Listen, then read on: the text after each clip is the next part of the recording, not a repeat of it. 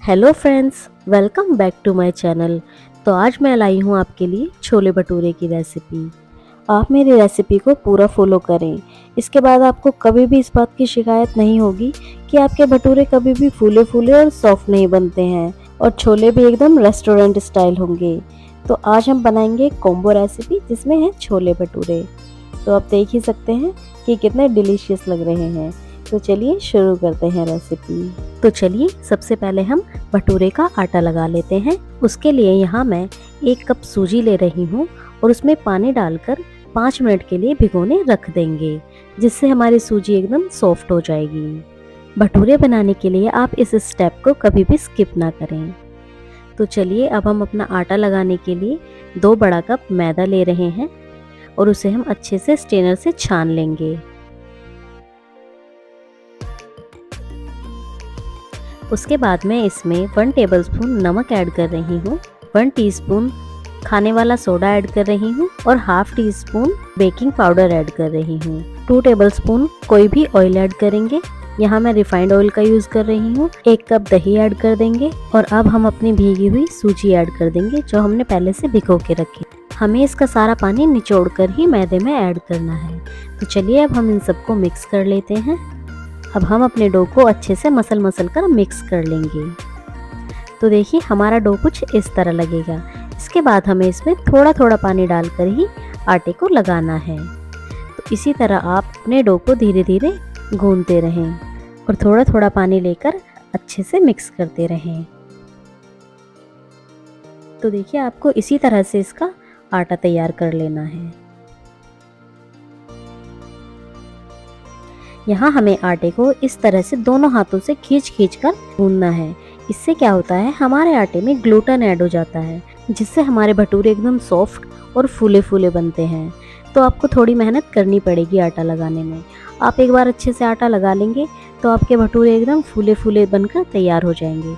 इसीलिए थोड़ी मेहनत आप आटा लगाने में ही कर लें। आटा लगाने में हमें 5 से 7 मिनट लग जाते हैं। तो देखिए हमारा आटा कितना सॉफ्ट होने लगा है। देखिए आप देख सकते हैं कि आटा हमारा कितना सॉफ्ट हो चुका है। हमें इसी तरह अपने आटे को गूंथ लेना है। इसके बाद हम इस पे 1 टेबलस्पून ऑयल लगा देंगे, जिससे आटा हमारा एकदम सॉफ्ट रहता है और इसके ऊपर पपड़ी भी नहीं जमती है। तो हम तेल लगाने के बाद भी 30 से 40 सेकंड के लिए अपने आटे को अच्छे से मल के सॉफ्ट कर देंगे। अब हम इस आटे को टिफ़िन में या किसी भी बर्तन में ढककर 2 घंटे के लिए रेस्ट करने देंगे।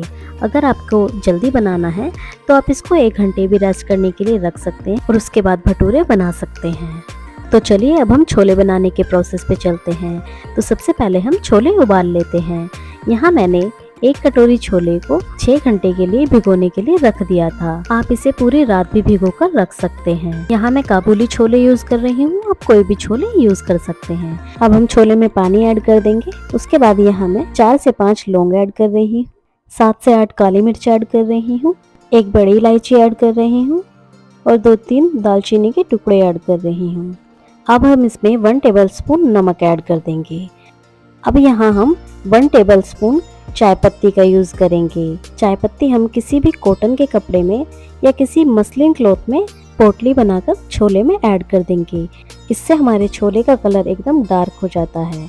हमें जब भी छोले भटूरे खाने होते हैं तो उसके साथ हमें काले वाले छोले ही अच्छे लगते हैं, इसलिए यहाँ मैं चाय पत्ती का यूज़ कर रही हूँ। इससे हमारे छोले का कलर एकदम काला हो जाएगा, जिससे हमें बाजार वाले छोले की ही फीलिंग आएगी।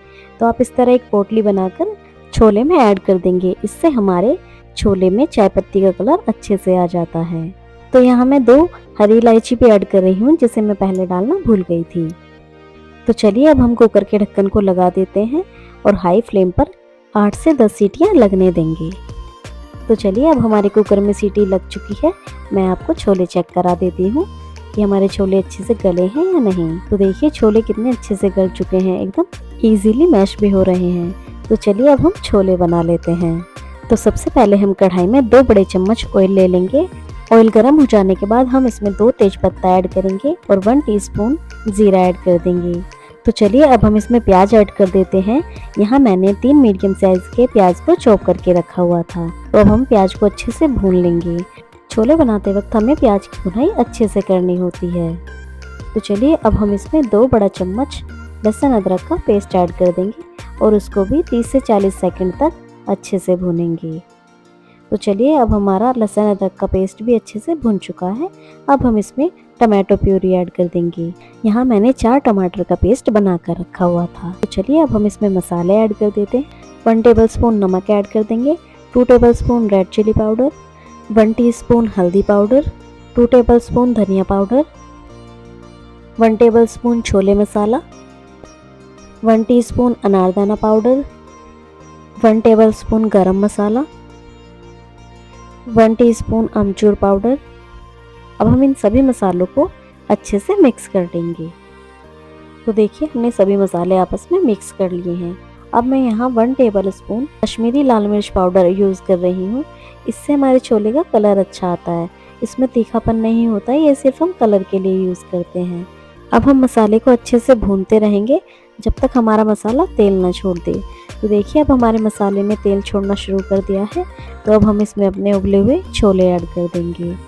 तो यहाँ मैं अपनी चाय पत्ती की पोटली निकालना भूल गई थी, तो अब मैं इसको निकाल रही हूँ। आप भी अपने छोलों में से चाय पत्ती की पोटली को निकाल दें, उसके बाद ही छोले मसाले में ऐड कर दें और उसे अच्छे से मिक्स कर लें। तो हम मसाले में छोले को अच्छे से मिक्स कर लेंगे।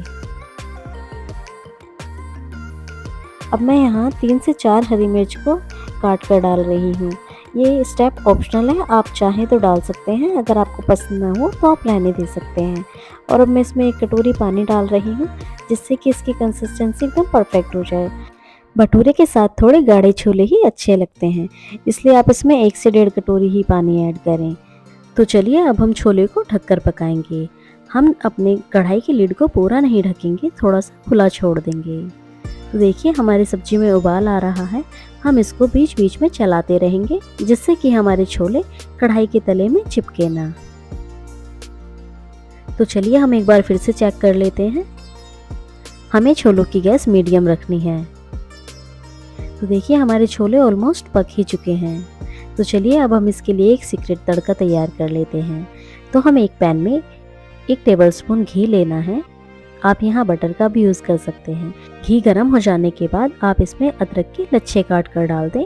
और अब हम इसमें कलर के लिए कश्मीरी लाल मिर्च पाउडर ऐड करेंगे। यहाँ मैं 1/2 टीस्पून कश्मीरी लाल मिर्च पाउडर ऐड कर रही हूँ, जिससे हमारे छोले का कलर और भी ज़्यादा सुंदर आ जाए। तो चलिए अब हम इस तड़के को छोले में मिक्स कर देते हैं। तो देखिए हमारे छोले एकदम बनकर तैयार हैं। तो चलिए अब हम गैस के फ्लेम को ऑफ कर देंगे और अब हम सब्जी में धनिया ऐड कर देंगे। तो देखिए हमारे छोले कितने सुंदर लग रहे हैं। आप इस रेसिपी को एक बार ज़रूर ट्राई करके देखिए, आपको बहुत अच्छी लगेगी। तो देखिए हमारे छोले बनकर तैयार हो गए हैं। तो चलिए अब हम फटाफट भटूरे बना लेते हैं। भटूरे बनाने के लिए हमें एक कढ़ाई में ऑयल ले लेना है। यहाँ मैं रिफाइंड ऑयल का यूज़ कर रही हूँ। तो चलिए एक बार मैं आपको आटा दिखा देती हूँ। तो देखिए हमारा आटा कितना फ्लफ़ी हो गया है और बहुत सॉफ्ट भी हो रहा है। तो चलिए अब हम आटे को निकालकर 1 मिनट के लिए इसकी अच्छे से मालिश कर देंगे। तो देखिए आटा कितना सॉफ्ट हो गया है। अब हम इसके आराम से भटूरे बना सकते हैं, कोई भी तकलीफ नहीं होगी बनाने में। तो चलिए अब हम लोइयां तोड़ लेते हैं।